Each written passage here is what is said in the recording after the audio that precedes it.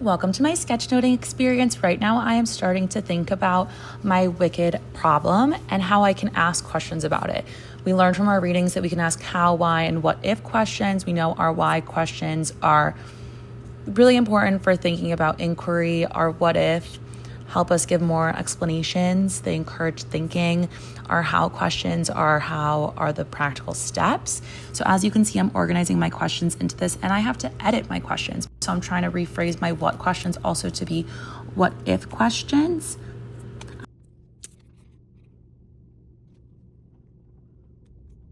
And I noticed that there has to be a balance of questions. More importantly, I can't just have why, what if, or how. I need to incorporate all three in order to think deeper about my wicked problem of practice. I am now starting to think about who are the stakeholders involved when I'm looking at my wicked problem of practice. How does it affect the whole community? I'm breaking it up into students, teachers, and admin and families when thinking about the stakeholders involved in a co-teaching situation. As you can see, I'm looking at my questions and trying to sort them, thinking about who is really involved within each question. I'm noticing that for most of the admin and families, the stakeholders involved all are around budget. When it comes to teachers, it's about responsibilities and different teaching practices. And for students, it's inclusion, different ways of grouping one another, how to collaborate, and so on and so forth.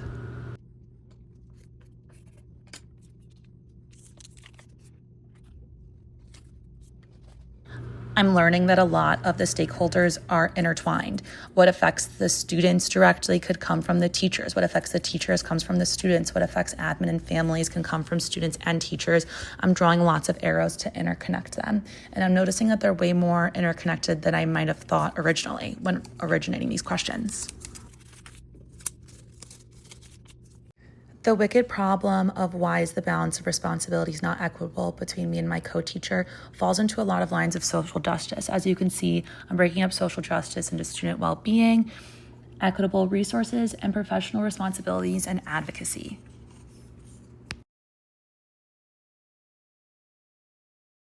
Right after breaking up my three groups, I immediately thought of new questions that can relate to all three of these groups, quite honestly. Writing down why are supports for students with IEPs the first to be cut. The questions that are being added into professional responsibility and advocacy are really addressing the professional obligations that come with shared responsibilities, implementing and advocating for students. How can we teach one subject in every day? What is the responsibility to educate families? So on and so forth. Equitable resources and social justice also comes to the standards that teachers are being held. Is there checks and balances from administration? School district budget cuts, what are the impact it has? Why are supports for IEP students the first ones to be cut? Another similar experience I had when grouping into social justice was how interconnected they all could truly be. I was thinking about, what is the school and district's obligation? Is it fair? How is this equitable?